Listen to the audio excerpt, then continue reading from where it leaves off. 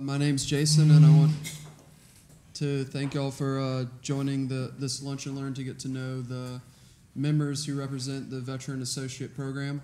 Our topic of discussions are going to be on our military experiences, the skills that we brought out of the military, how we use them to transition from active service into the civilian life, and how we've been able to use these professional experiences within the service and within the transition to reintegrate back into society and become valuable assets in the civilian workforce. So I want to, before we begin, I just want to recognize key people that have been so instrumental in supporting us since we've been in this program and actually getting the program started. So a couple of people aren't here, but Mr. Duncan, Mr. Marsh, Ed Huttner, Miss Lisa, Miss Fuji. I would just like to recognize them for the great work that they've done in setting up this program and how supportive they've been to all of us veterans this summer. Also, big thanks to all the managers and the veteran mentors who supported the 15 veterans during the program. Before I introduce myself, I'm going to introduce some of the veterans that weren't on this panel. So if you would, real quick, just rise so everyone knows who you are. Yeah, you can rise. Yes, it's right. Get up, guys.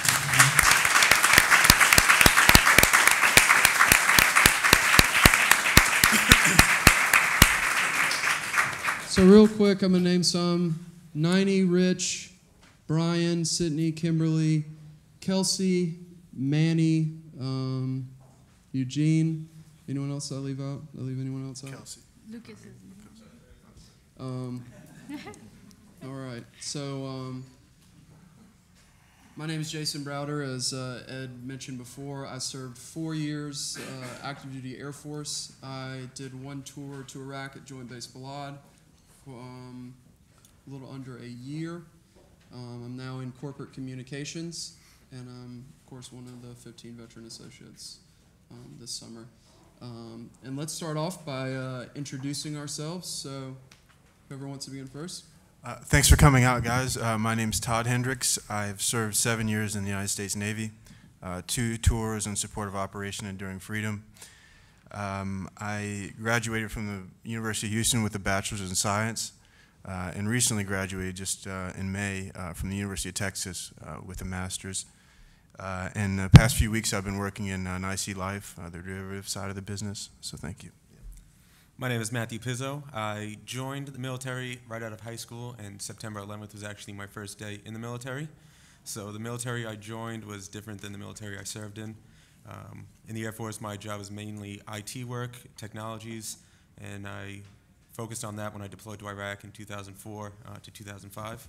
And this past summer, after finishing school, University of Colorado, and then law school, I started working in the Global Compliance Division. So. Hello, everyone. My name is James Dreiling. I served 8 years active Army, a year in Iraq, a year in Afghanistan, some time in Germany as well. I was an unmanned aircraft operator and instructor, so that's drones if you read the news, drone pilot, AKA. Yeah, I'm currently at NYU Wagner School of Public Service getting my master's in public policy. And right now I'm working with Lydia and Gajali in the Corporate Responsibility Office. Sweet. I'm Mario Bonifacio. I did, between active and reserve, I did 11 years total in the Army. And one of those was, of course, in Iraq.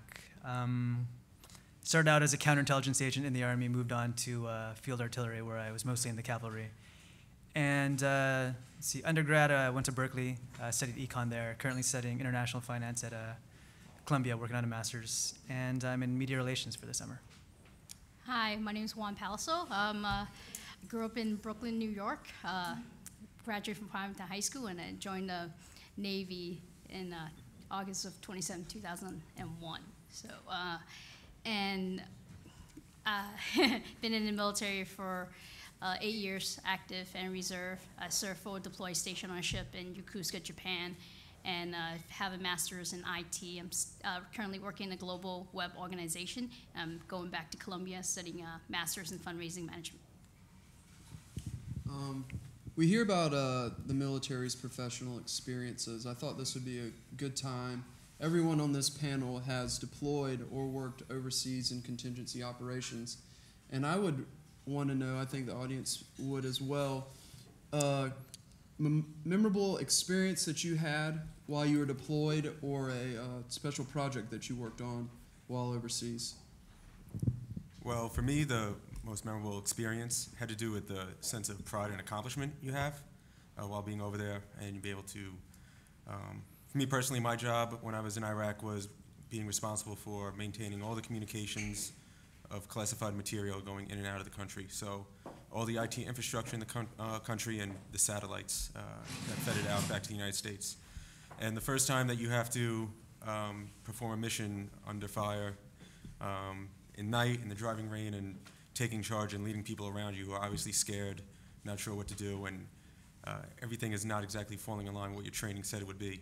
So the sense of pride when you're able to lead people through one of those scenarios and accomplish what you set out to do, and everyone's safe, and joking around about things that you probably wouldn't joke around about in real life. But just that sense, getting through one of those missions is always the most memorable thing I had from my time overseas. Yeah, and I think, you know, in the military, you always get those sense of accomplishment just from like a little task that, you know, in Matt's case, it was just something that came up, and you know, you react to the circumstances. A couple of memorable experiences for me, a little bit more broad, was we had my units in Iraq and Afghanistan had a kind of a large role in the elections for both countries. Presidential election in 08-09 for Afghanistan, and the 05 elections in Iraq. In Iraq, we were responsible for basically surveilling and monitoring 60 polling sites throughout the city.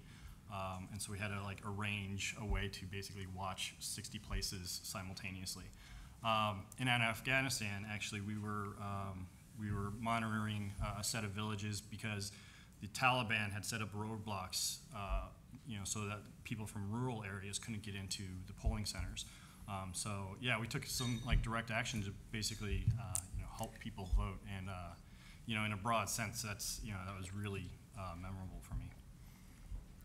And for me, I was a gas turbine tech on a ship on the electrical side, so that's comparable to a power plant operator. In addition, I was also positioned in the pilot house to use the basically control the speed of the ship.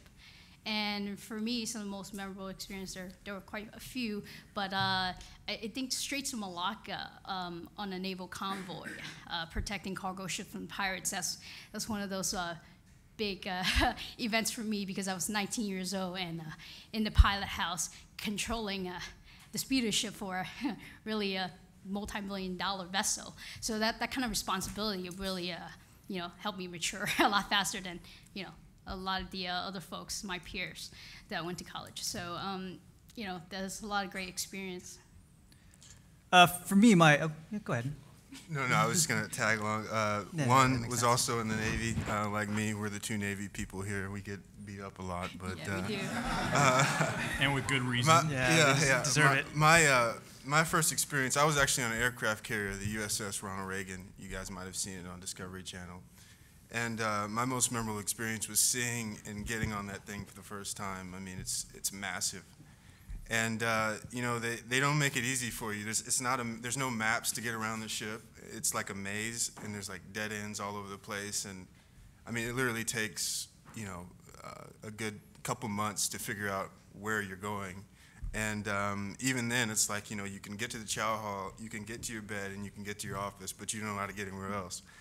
So, you know, when you get on the ship, you got your bags and stuff, and they're like, you know, go, you know, we'll meet you at lunch at, you know, 16:30, and where? You know, there's like 3 different chow halls, so, you know, you learn your phone number to your office, and you'll call and be like, hey, you know, this is Hendricks. They're like, well, where are you? It's like, I don't know, I'm on the right side of the ship. So I'm looking at water. So the Reagan was a great experience.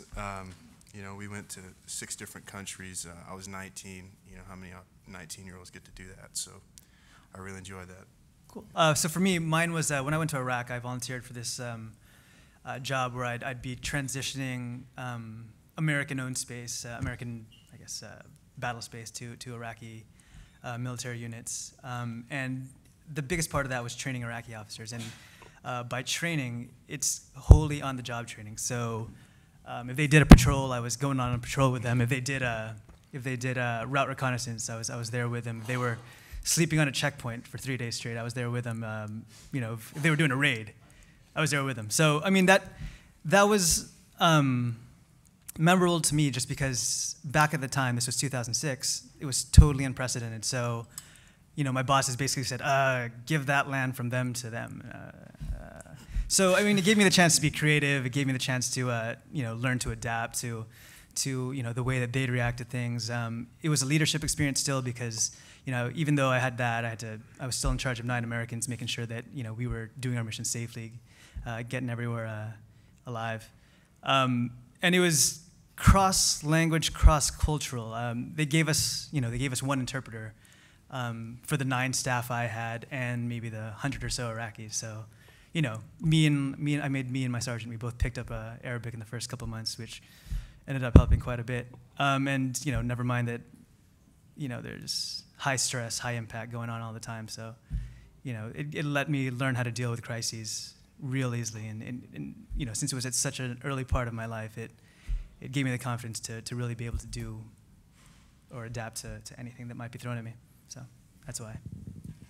You hear about these, you know, great professional experiences that, you know, everyone's gained going through the military. And in the news lately, you hear about the transition process, you know, how difficult it is for some service members to transition from active duty to the civilian force, whether it's family problems or PTSD, even being able to concentrate academically. Everyone here has done very well. I'd like to know some of the experiences. We'll start off with you, Juan.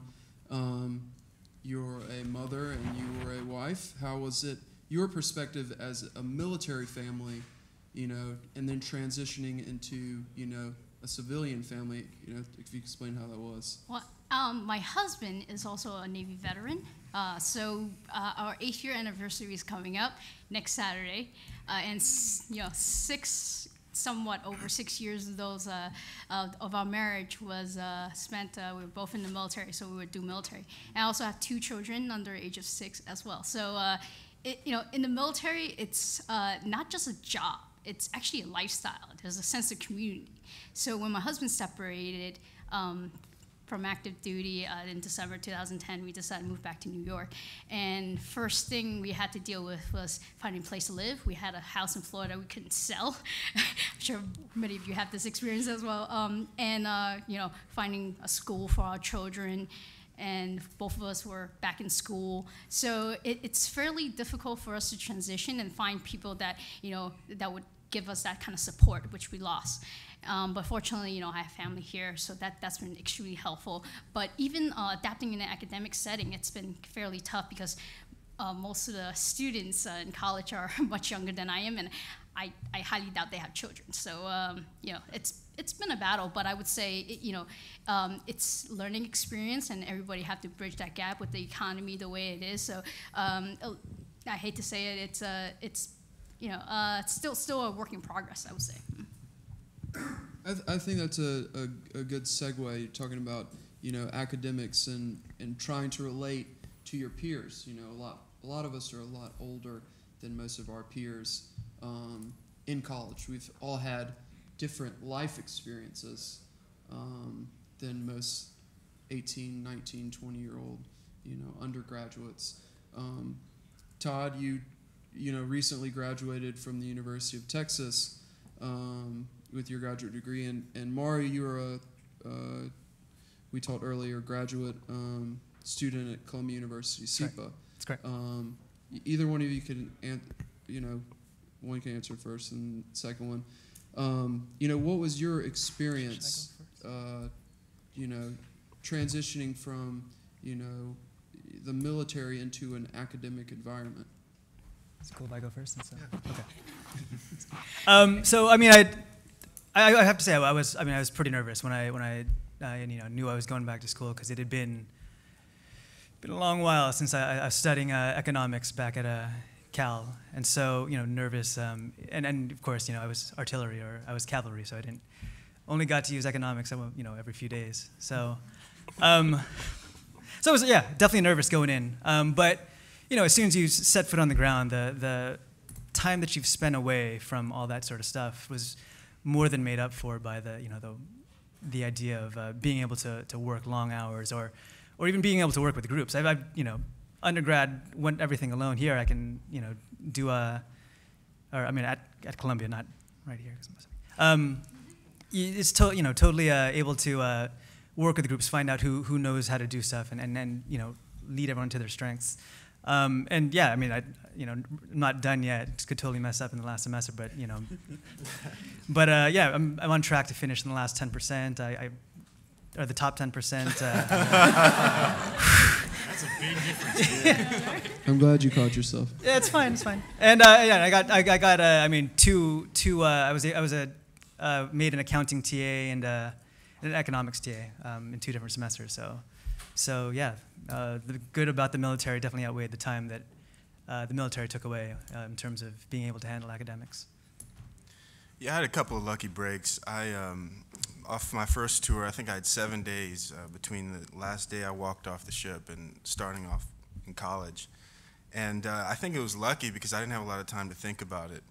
I was still very much in military mode when I got on campus, which I think worked in my favor. I was, waking up at 6 when I didn't have to wake up until 11, and it was crazy. And wearing flip-flops felt really weird, and people were drinking at 10 o'clock in the morning to watch football. I was like, wow, this is amazing. So that was different for you? Like, you didn't do that in the military? Yeah.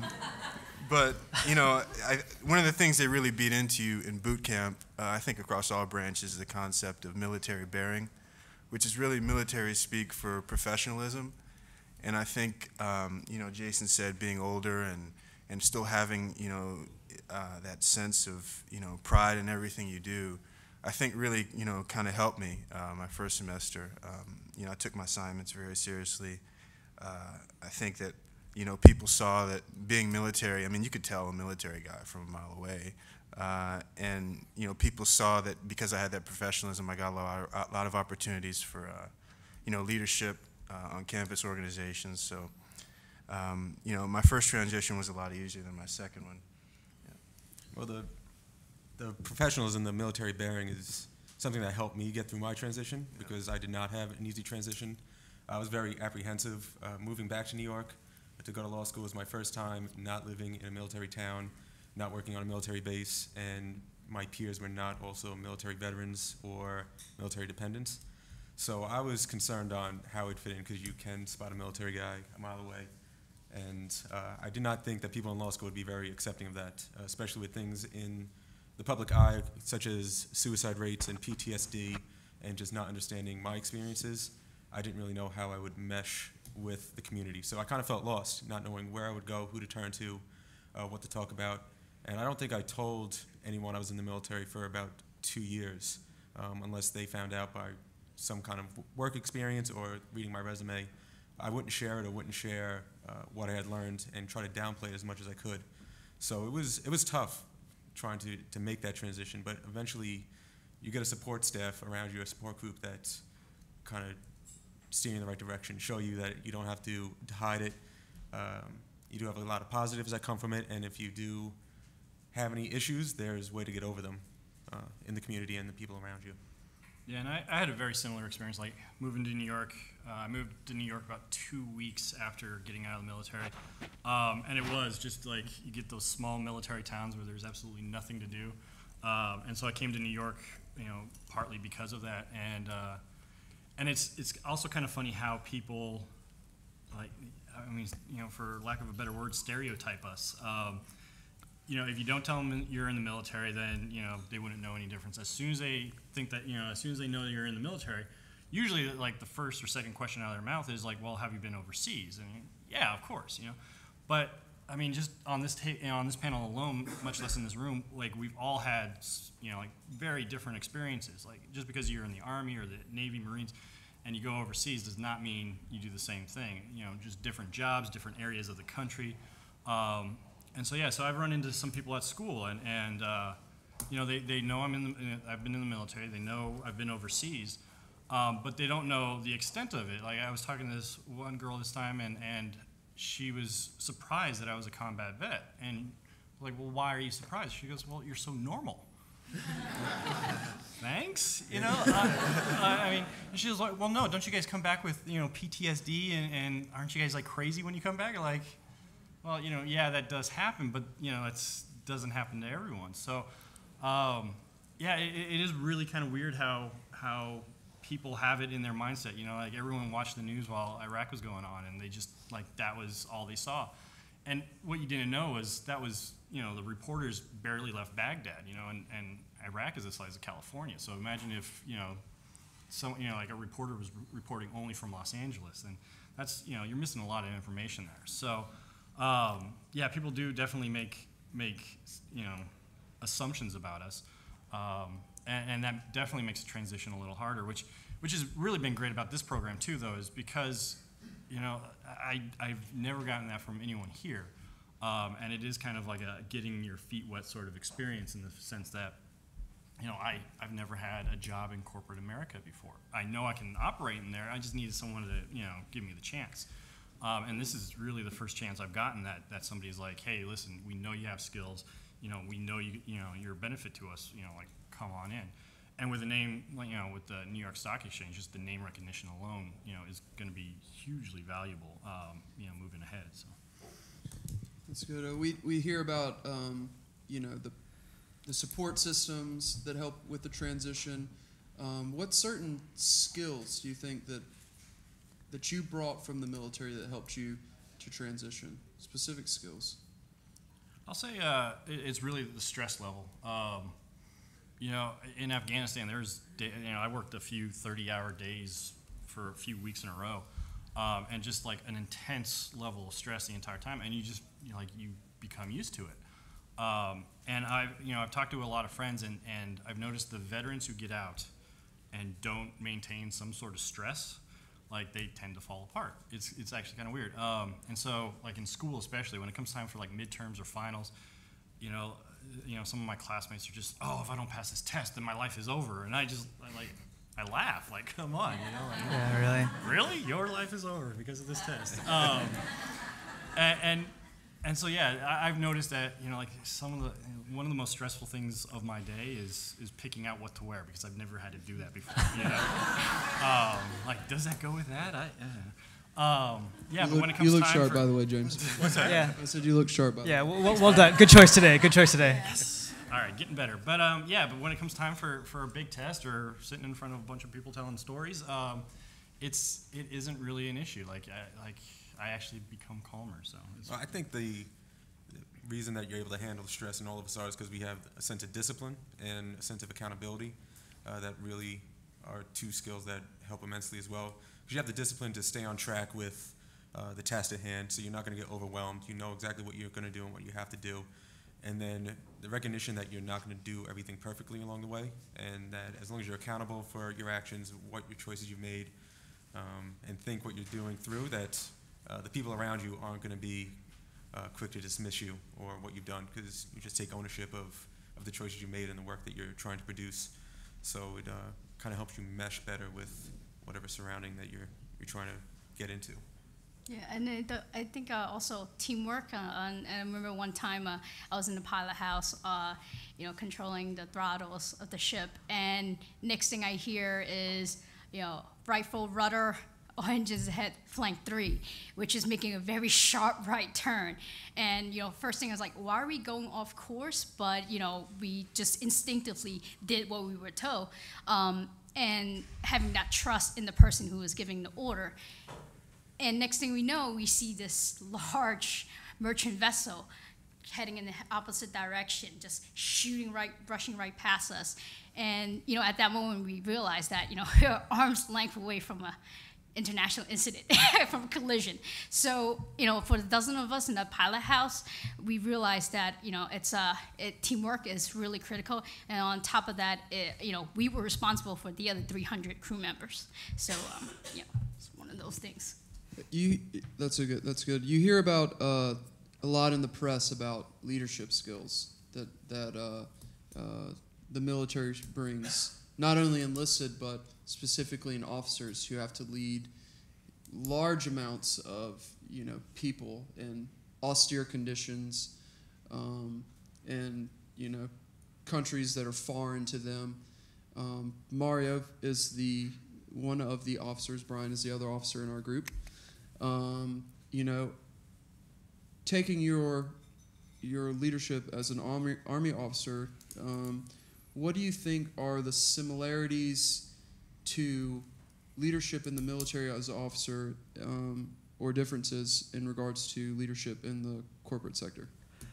From the bit I've seen, it seems that there's way more similarities than differences. You're still, it's still people leading people. In the Army we give orders versus, I don't know what you even call it here, giving assignments. I don't know, but even when I was in the Army giving orders, you can't just say something ridiculous. You have to take whatever you're gonna tell people, own it, and say, and be able to justify why something's happening.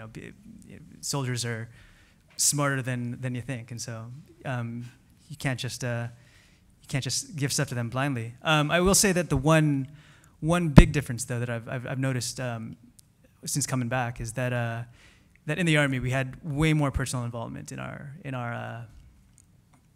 leadership. It's like when I was preparing a platoon.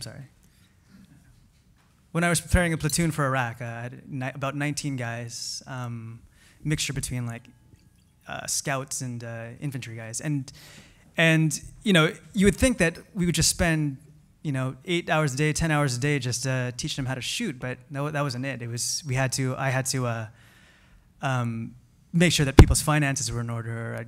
I had to very awkwardly act as a marriage counselor from time to time with a chaplain helping her or something.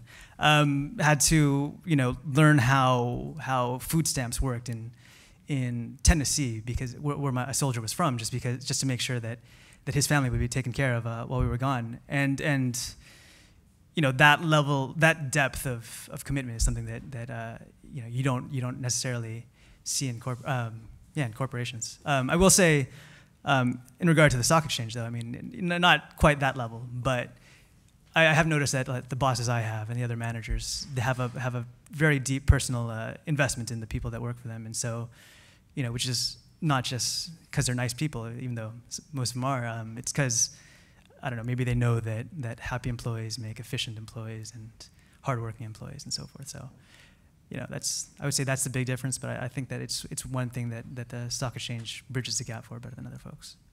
So, well, in closing, are there any thoughts or comments that you'd like to leave with the audience before we open up to questions? Well, the main thing that we had all discussed, and it's a consensus in the group, is we can't thank the stock exchange enough for the opportunity, and Lisa and Fuji for really doing a lot of the legwork and getting the program together. The opportunities that were afforded us here and the doors that are sure to open after this program ends, I don't think our lives moving forward would be the same without having gone through this. So we just want to give as much recognition and thank you guys for this opportunity, and hopefully we have made you guys proud with the work we've been able to produce and the things we've been able to teach you along the way. So we fully expect this to keep going with other veterans in the future, and I'm sure we'd all love to come back and help wherever we can and however we can. So. Especially if you pay us. Thank you, Ms. Lisa. Thank you. What questions? Any questions? Or Open up for questions. opening up the floor. Pass this around for questions, or Gonna open up the floor to questions now. Raise your hand, I guess. He'll give you the microphone. Somebody. Or I'll start asking How questions. about the guy that we planted a question with? Does he want to read? No. I know, right? Where's the hecklers? And Well then. Oh yeah, go ahead. Would you recommend the military to young people today? I have an 11-year-old boy. Interesting. Don't know where he's going to go, but I don't think the military is for everyone. There are a lot of people who don't really mesh well. Extremely personal. It's a person by person basis. You have to understand what you're getting into, and you have to have expectations for what you want to take out of it. You can't just go in blindly because it's easy to either get misled or drawn into a lifestyle that you're not prepared for. And if you're not prepared for it and you're not the type of person that can handle those type of situations, it could not benefit you the way it should. But for people who need discipline or know they want discipline or want to grow a skill set, like it's not something that should be dismissed because of the hardships that you might face later on. But it just depends on the person. I would recommend it to my children if I had children. I would tell them if case you know this is anybody. a decision you wanted to make, I would support it because you get a lot out of it. But you can't just say you need this, you need that. Yeah. I was going to say, I really looked at my time in the military as it was a very zero-sum game, believe it or not. They got a lot out of me. Like, you know, they got their money worth. But at the same time, you know, I went in and I actually dropped out of undergrad for a time to join the military, specifically for the reasons you're talking about. Like, I knew I lacked the discipline. So that's why I joined. And so I had like $60,000 in student loans just from that. The military paid that off. They have tuition assistance while you're in. So like I finished my degree, you know, actually while I was in Afghanistan. So they paid for that. And now I'm on the GI Bill. So I have, you know, like I'll complete a master's and maybe, you know, half of another one just on the GI Bill. So when you look at that, I mean, that's, you know, that's a lot of money for, you know. And then when you look at, you know, some of the other benefits and things like that, it was good, but at the same time, like, you know, it was very zero sum. There was, you know, a lot of long days and longer nights, a lot of time away from home, and a lot of transitioning after I got back. So. I mean, I actually think I got way more out of it than I took away. I mean, yeah. Screwed me over. I don't know, you big jerk. No, I mean, but I will say also that it's a totally personal decision, and each individual person should who's considering it, and I think, you know, more people should consider it. You know, it's terrible when really such a small subsection of the country is doing all of the service, and not a lot of other people are thinking about it. But you know, in terms of one sec.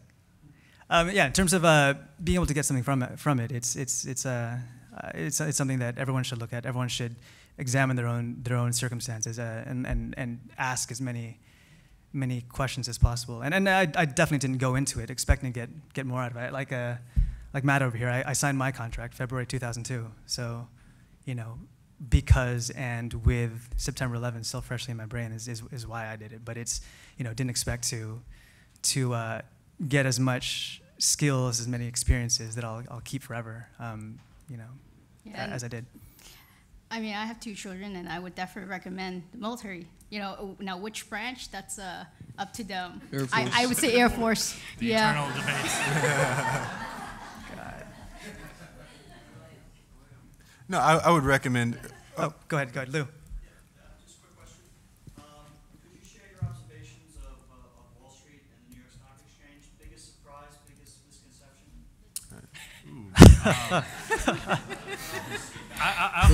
Way to put us on the spot. Yeah, I'm going to leave this one off. And it's only because, like, I'm in a public service school, and so most of my friends are Peace Corps, work nonprofit sort of thing. And so when I started interviewing for this position, you know, I'd come in my suit, and they're like, "Oh, did you have an interview?" And I was like, "Yeah." And they're like, "Great, where at?" And I'd be like, "The stock exchange." And they'd be, "Doing what?" You know? And it was, you know, it was hard, you know, like they are, you know, more than a few of them were down the street at Zuccotti, and so, you know, it was tough to explain. But at the same time, in my experience, Wall Street, you know, and not just the stock exchange, but, you know, with Veterans on Wall Street program, like they're the only ones actually giving us a chance. They're the only ones that are actually recognizing that veterans have skills that are useful on Wall Street. So it is kind of, you know, like it is definitely mixed, but yeah, it's been kind of interesting. My biggest surprise though is I didn't expect everyone to be so nice, actually. Yeah. I expected, like, you know, Fortune 500 company, Wall Street, you know, I expected everyone to be professional and kind of straight to the point and everything like that. But what I've noticed is how just well run the company is. And then in addition to that, like I see people saying hello to everyone, like everyone knows everyone and everyone's friendly with everyone. You know, I was going home yesterday and someone was spraying for bugs and people are saying hello to him and he's just waving, saying hi. I mean, it's you know, the janitors, the carpenters, everyone likes everyone, and that was really kind of surprising to me. I was expecting a very, you know, stratified sort of organization, and that's not how it is at all. And I think the leadership really sets the tone with that. You know, we've spent some time with Duncan and Marsh Carter, and I really think it's top down sort of thing. So that's been very refreshing, really. I think that's similar to my observation, which is I'm surprised how long people work for this company. Because going through school, we've never had jobs in the corporate environment. You will only stay in a job for 2 to 3 years, then you will switch. Then another 3 to 4 years, and you will switch, and you will have a hand in all these different companies. And every single person who's come and spoken to us, as far as the executives, have been here 10, 15 years, or been in a company that was tied to this company for 10 years, and then they switched over for an additional 10 years. I just think that speaks to the level of commitment that the employees here have to the stock exchange, because I did not expect people to be that committed to something. I mean, because the military is the ultimate commitment. You're committing your life 24/7 to it, and I thought nothing would compare to that outside of the military. But to see that people would commit such long stretches of their life to a mission here, or a goal, or a corporate ideal was very surprising to me. Yeah, I want to say, I mean, I was surprised, but it wasn't much because I set the bar pretty low, unfortunately. I did, like you know, guys know, I did my undergrad at Berkeley, and so, you know, the culture shock of going there to the military was as big as any culture shock I could have gotten from going to Iraq, and you know, with that background, with you know, I go to an international affairs school as well, so there's a ton of Peace Corps guys there. I didn't expect people here to not be one-dimensional and not only think about the stock exchange and making money, and I expected everyone to, you know, be 2 years and out as well. It's just, but it's been yeah, extraordinarily refreshing. It's made, you know, this I